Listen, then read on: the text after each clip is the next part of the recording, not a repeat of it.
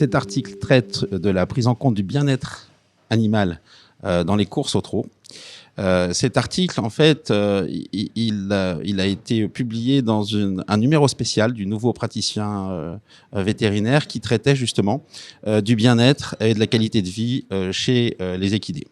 Les autres auteurs de cette revue parlaient de critères objectifs pour évaluer le bien-être, la qualité de vie chez les chevaux âgés, par exemple.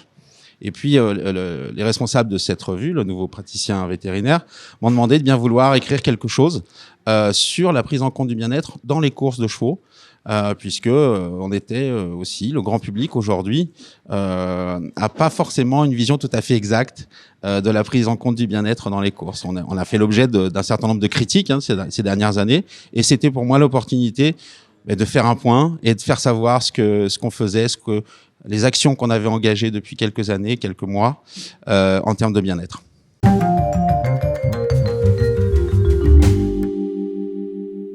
J'étais effectivement ravi d'avoir ce prix, un peu surpris, parce que c'est effectivement un article vétérinaire, mais qui n'est pas un article très technique ou scientifique, mais qui est plus un article avec une approche un peu éthique ou philosophique, puisqu'on parle de bien-être, qui est un sujet de société majeur aujourd'hui.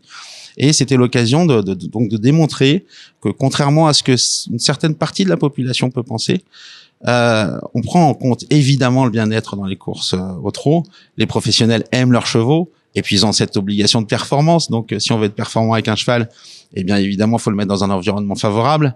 Mais c'était aussi l'occasion de montrer que on prend les choses très au sérieux. Et là, pour le coup, d'un point de vue scientifique, on fait de la recherche pour investiguer si nos chevaux souffrent ou pas, et ce qu'il faut modifier si jamais on a des marges de progression.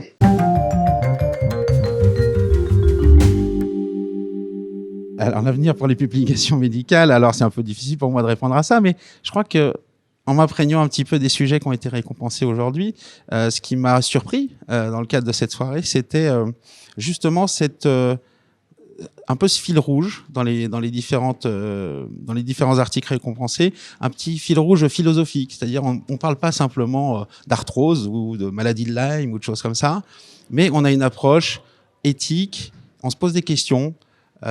Et c'est plutôt des questions de société en lien avec la médecine et les pratiques médicales. Alors c'est peut-être ça effectivement vers quoi les publications vont évoluer encore plus, je sais pas.